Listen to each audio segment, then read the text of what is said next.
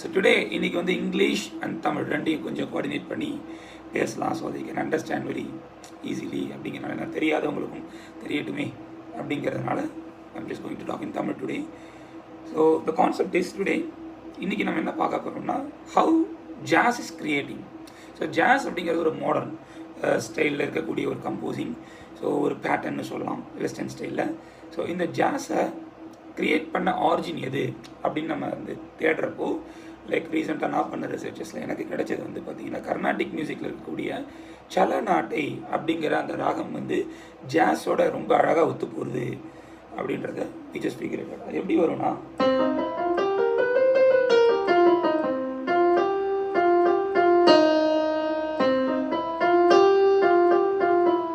So இது வந்து மகாகணபதி அப்படிங்கிற ஒரு சாங், கர்நாடிக் சாங்கு.